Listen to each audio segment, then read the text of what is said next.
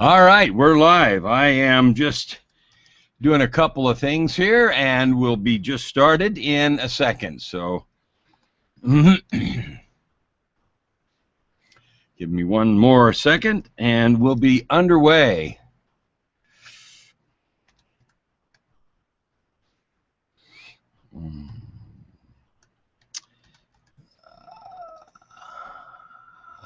Let's see here. That one.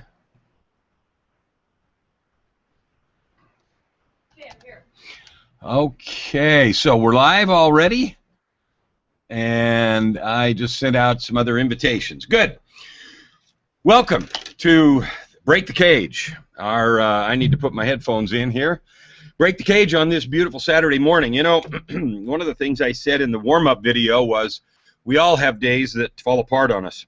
We all have days where we think that we've got it planned and we know exactly what we're going to do, and it's all lined out for us, and it looks really good, and then it all falls apart. And, you know, there's a couple of ways to think about that. One is we can get angry, and why does stuff always happen to me? One, we can just suck it up and try to power through it.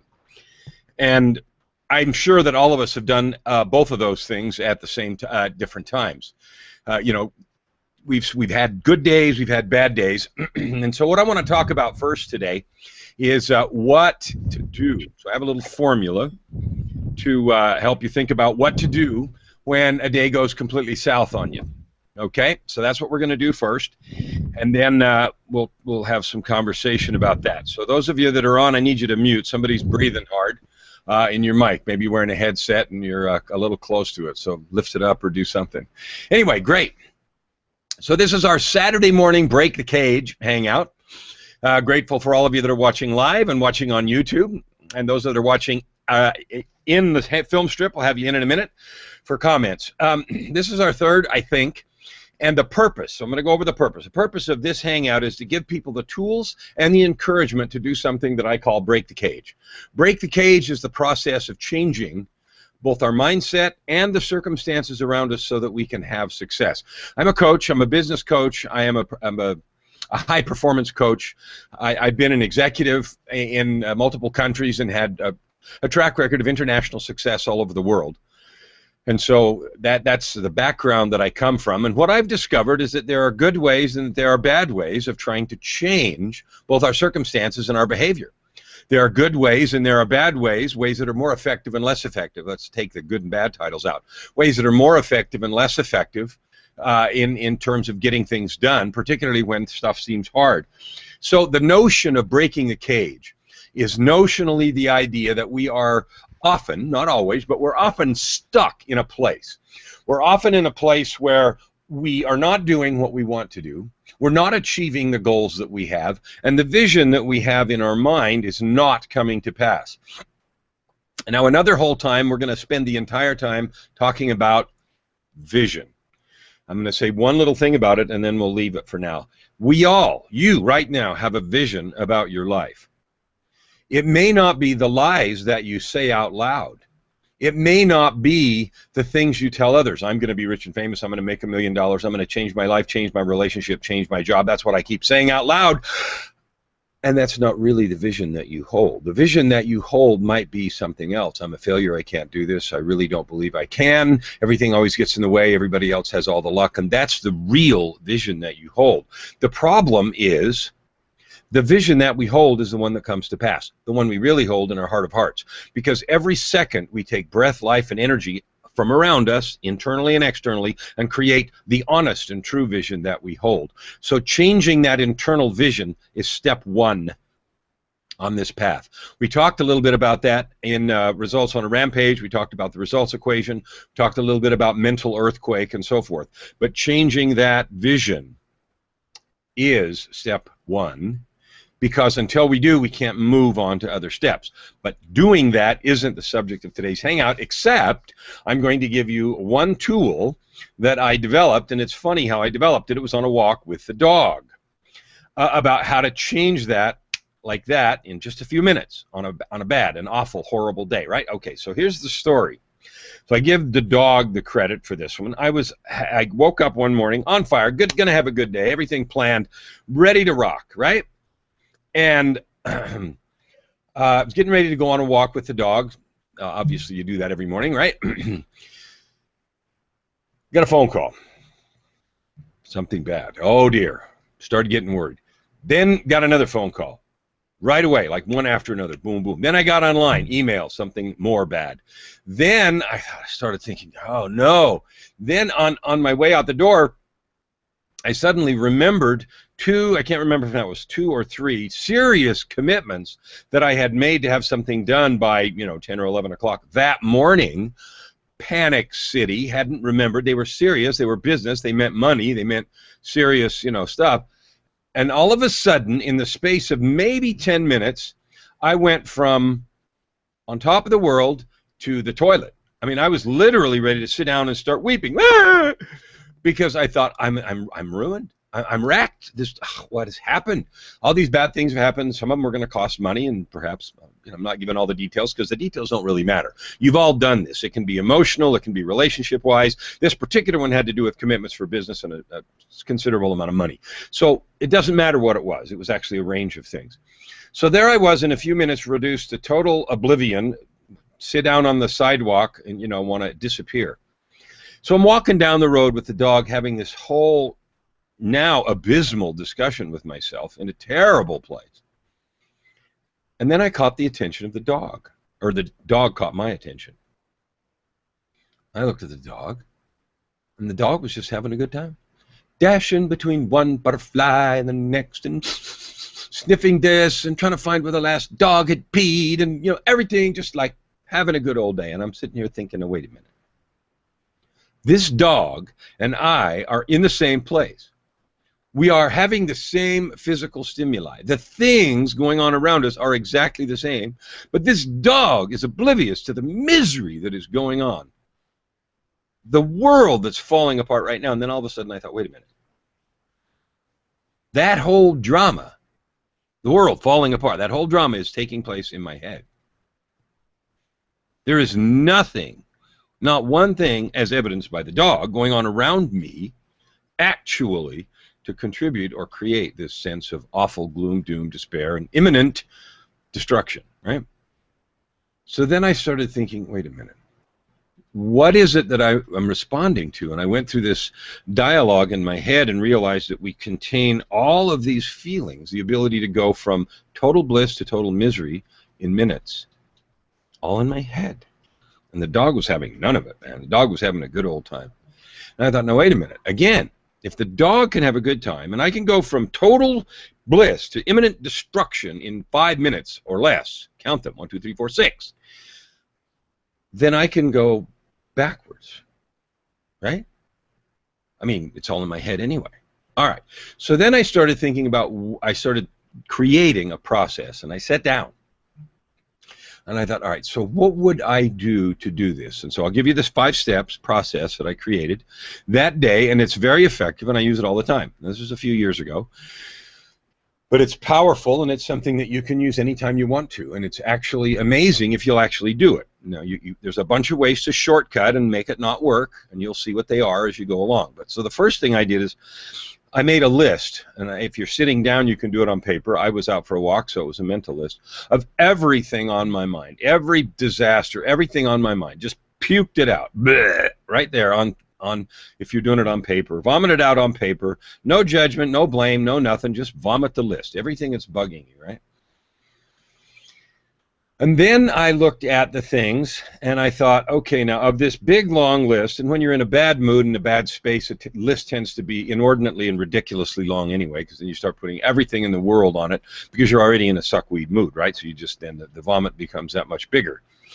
So then I put it all out there, and I thought, now, how many of these things actually can I do something about? How many of these things can I actually impact today? And I cross a bunch off. It doesn't really matter. They are what they are, but I can't do anything about these today. It doesn't matter if I want to or not. Can't talk to the right people. Can't do, can't. Half the list is gone. So then I look at the list again and I say, now, if I'm really honest with myself, how many of these things that are left really matter?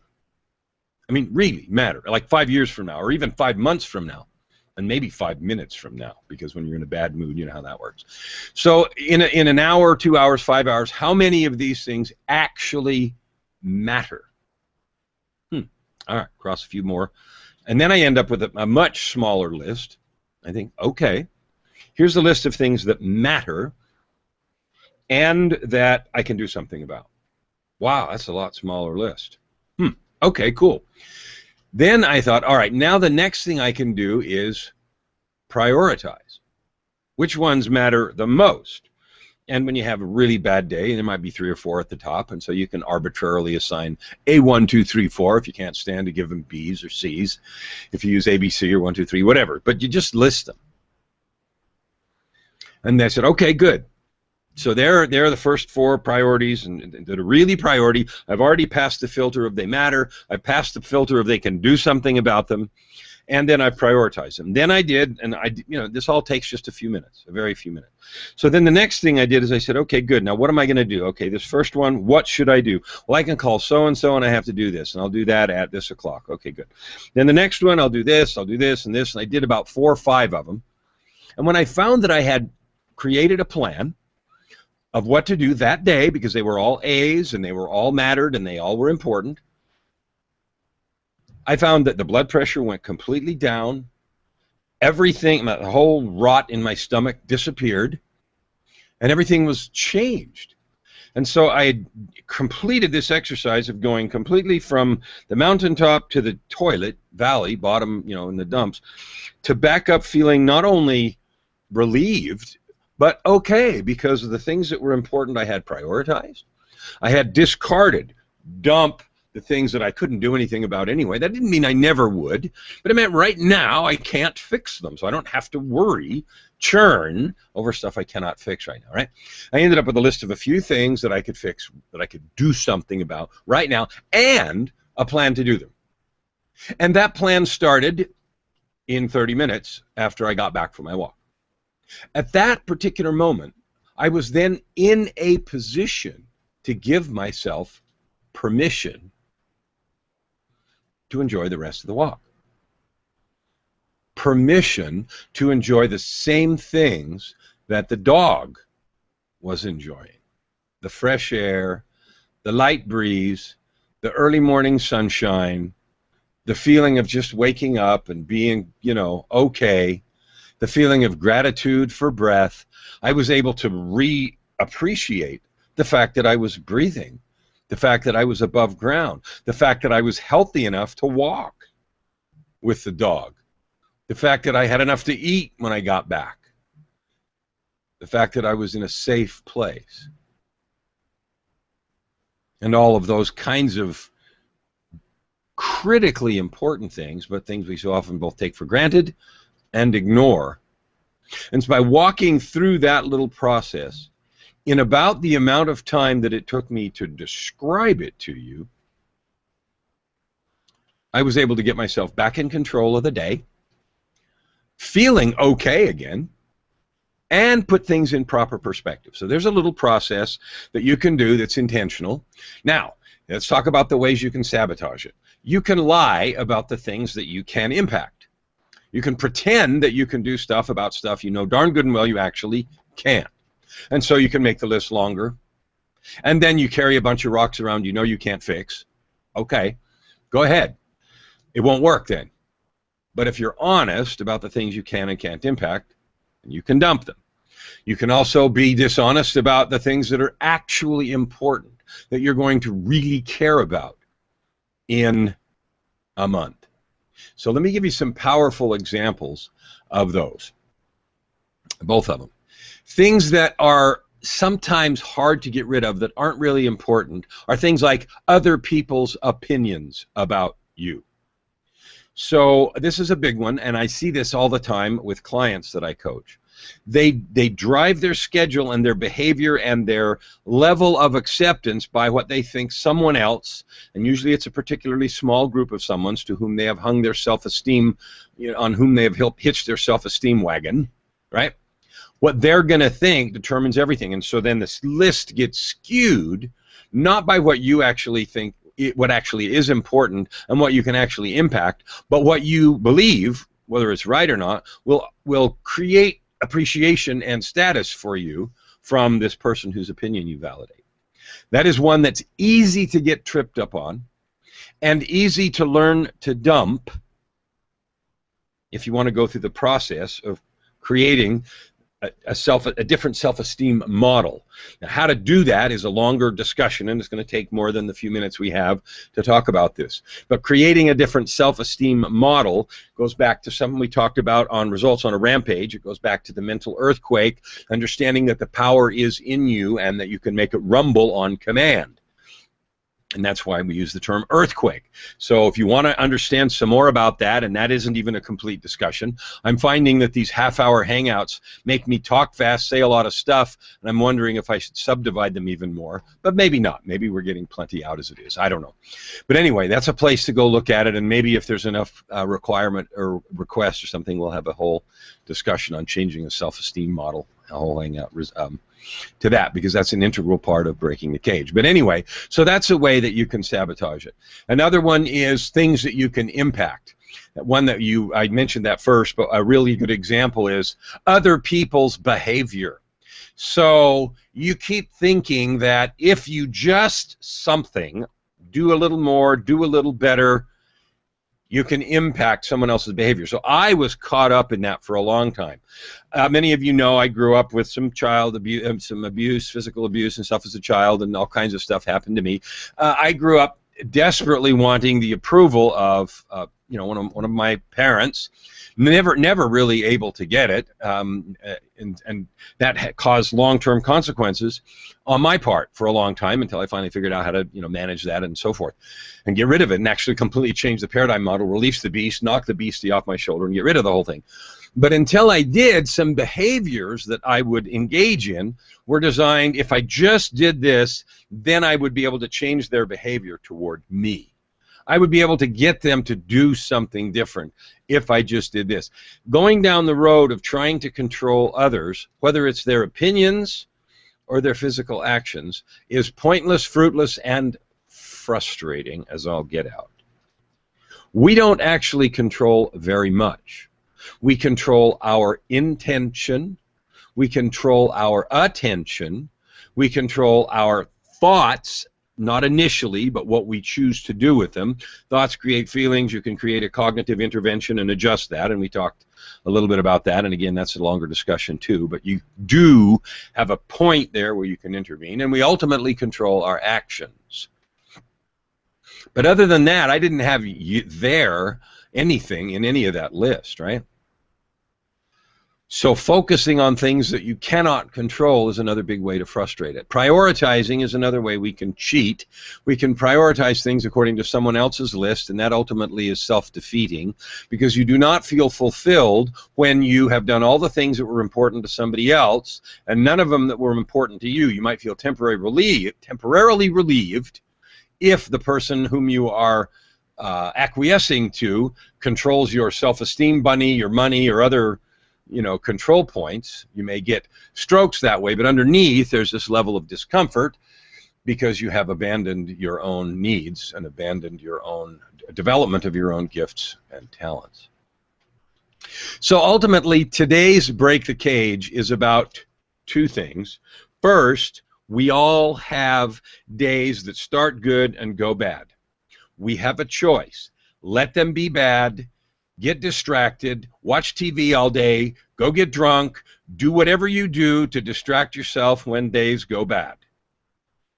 Blame others, scream, get out of control, fill in the blank, or we can do something about it.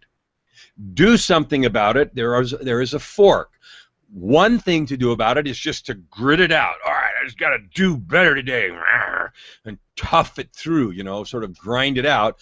And if you're not in the let it affect you and wreck your day camp, but you're in the you're in the camp of doing something about it. Most people that I watch grind it out. They tough it out. I got to do better. And then they sit there with these anxiety and conflicting feelings and sorting a priority list that's too long, and they just sort of tough it out. They end the day exhausted, beat up, with the wrong things done, feeling like, what the heck does it matter, and on and on and on.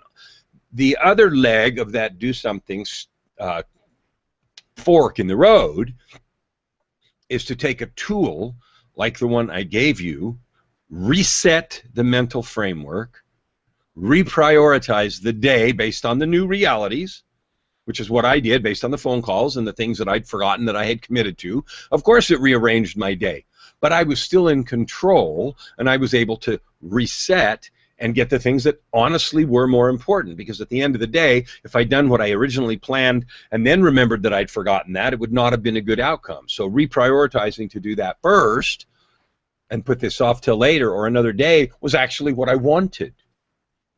So taking that fork gives you the tools and the opportunity to prioritize in a way that is successful for you. All of that is a way of breaking the cage of the tyranny of a ruined day, toughing it out without regard to how you do it, and you end up resentful, angry, and exhausted, and still with the wrong things done. So in today's Break the Cage, that's the key, that's the message. And now we've got 7 minutes. I'm going to ask Joy if there are people who have comments, questions, or have put in comments, and let's everybody join the discussion that wants to. Joy, the people that... There's a lot of comments. I don't see any questions that I can see. Maybe Kristen can. Manny, Preston, Grizz, you guys got something you want to talk about? But I have a... Can you hear me? Yeah. Okay. I can't hear you. Oh, well. I can hear you talking because you're right behind me. Anyway. That's interesting what you're saying, because I think so often, like even when we write lists, we'll write lists of, you know, all the good stuff, and it's like, yay, well, you know, we'll cheer ourselves on. But, you know, writing some of the stuff that's, I wouldn't say, I guess, challenges in our day and such, and like you said, going through that list and trying to go through them. Okay, can I do something about this now? I mean, because, you know, worry and guilt are completely useless in our lives. It doesn't change anything. So going through that list of the, you know, the challenging items in our life is a good exercise, because then it forces you to really evaluate, can I do something about it? Can I do something about it now? Or, you know, put it off the table and let, you know, don't even worry about it. It's that 50% rule again. If you can't change it, focus on the stuff that you can change. But that exercise of going through that list, I think, would be very valuable. Luckily, I don't have a long list. Well, it's really important in making the list to be honest. And if you have a bunch of things that are challenging, or, you know, suckweed things that are really bothering you, fine, list them. List them all. Mad at so-and-so, they yelled at me, or fight at the office yesterday, or fight with the SO, significant other, or the kids are being disobedient, not coming home from curfew, the dog crapped on the carpet. I don't care what it is. The list needs to be complete. And the one piece that I left out that's actually important, Joy, would you do me a favor, mute your mic in between? Because I'm hearing echo, thanks. The one piece that I left out a step, and I apologize. The first step after you puke all the stuff out is to take a look at the list and then laugh. Because there is no way, if you're like everybody else, that you could possibly do anything about everything on that list. No way. No way in the world. And if you look at it and think, you mean I actually thought I should do something about all this crap? That is the most ridiculous thing I ever heard of. Nobody could possibly do anything about that. And so insert, after dump the list, the step of laugh. Because that was my actual reaction when I was sitting on the rock and I made the list of things, even though it was like a terrible day. I looked at the list of things and I just cracked up. I thought, this is ridiculous. I can't possibly do this today. What in the world would I be thinking about? And I thought, this is funny. This is funny. and I've done this exercise with clients, and every time, it's not an effort to laugh, because when you look at the burden we place on ourselves that way, with all this list of stuff I'm supposed to do, gotta do, bothering me, everything else, it's hysterical. It's ridiculous. So laugh.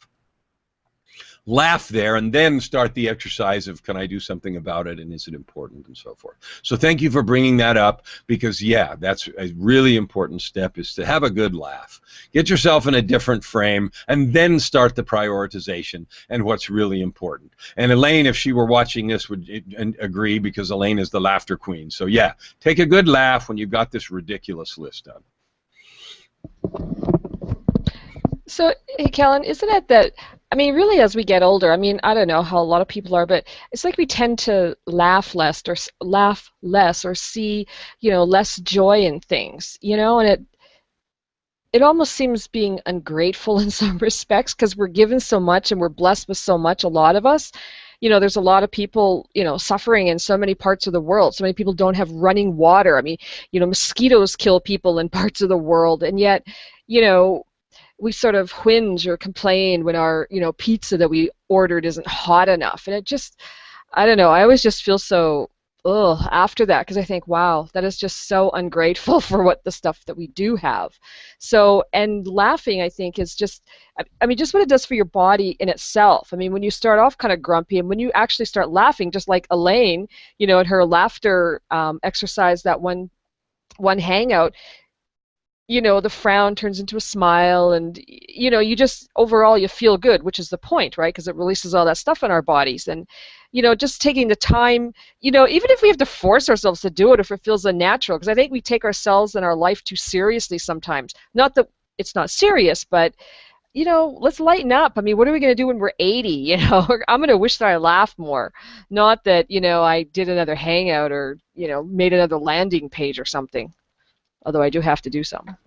But anyway, let us laugh more. Thank you. That's true. I didn't feed you these comments, but it actually is true, because I don't know if it's just the accumulation of our cares and worries and stuff that we end up enjoying things less. I made a deal with myself about, I don't know, 6 months ago or something, that under no circumstances ever, for any reason, was I ever going to complain again.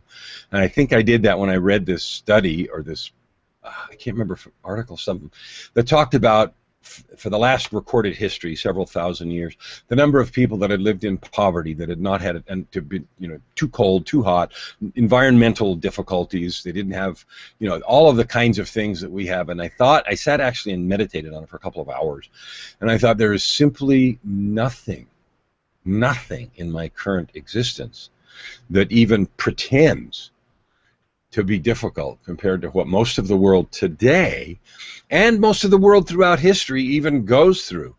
And I thought, myself, mirror, that I was an ungrateful dorkweed for ever complaining about anything. So I made a personal vow to quit complaining ever about anything. And I'm probably not perfect, but it serves me well to remember that I've got nothing to complain about ever, under any circumstances, for any reason, in this time. Who else? Anybody else got comments? I just got a quick comment, maybe something to add. I know a while back I did this exercise. This was back in high school. But like, if I wronged somebody, or if I got angry at somebody or whatever, I did put it on the list. And then what I did is because I'm a believer, I basically put some scripture all over that list, and then I would destroy it, because it would be out of my life.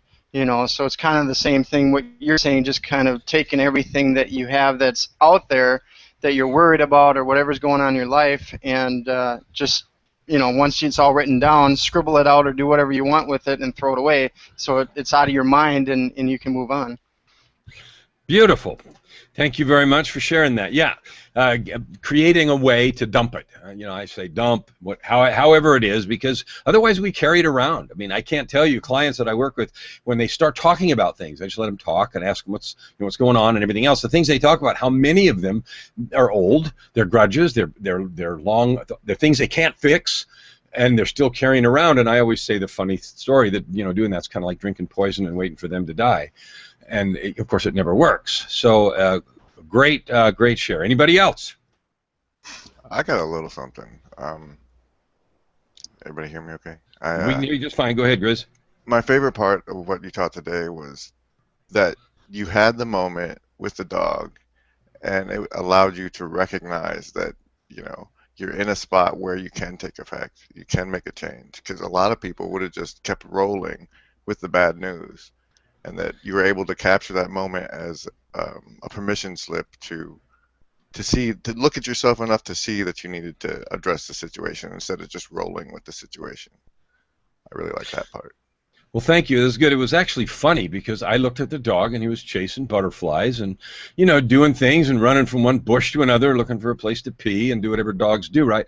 And I thought, how come he can have so much fun and I'm sitting here in misery? This sucks. It's not fair. And then I started the whole train of thought. Oh, wait a minute. I'm standing in the same place, breathing the same air. What's the problem here? He's having fun and I'm gonna die. And so then it started the chain of, wait a minute, this isn't gonna work. So yeah, that was thank you. That was a good thing. All right. Anybody else before we are off the air? Good. All right. Well, we're at 32 minutes. 30. No, actually, we started a minute or two late. So we're right at 30. Right at 30 minutes. Thank you all for joining. Thank you all that are watching YouTube. Please make comments, poke fun at me or each other, or laugh a bit. Have some fun today. And you know what would be great? What would be great is if you watching in the film strip or watching later, write some examples, some stories or things where of either your way of getting rid of baggage or an attempt to use the method that I've described and the outcome. So let's share with each other some success stories. Maybe they'll be funny, maybe whatever, but either your way of dumping baggage, share it in there, or a way your success, or experiment with what I've just taught you, and let's have a little dialogue ongoing so that we can support each other in taking control of our bad days, and once and for all, like we've noticed, happens every day, so it isn't really once and for all, but taking a move to break the cage. Thanks for being here, and we'll see you next Saturday. Oh, well, one other thing. If you want to, I forgot this, if you want to get a hold of me, breakthecagenow.com is a way to do that. There's the URLs on there. Coach Kellen Flukiger at Gmail also is a way to send me a note if you want to, and there's a couple of other URLs on there. I forgot to mention that. But anyway, thanks for showing up for the Hangout today and watching later, and we'll see you next Saturday.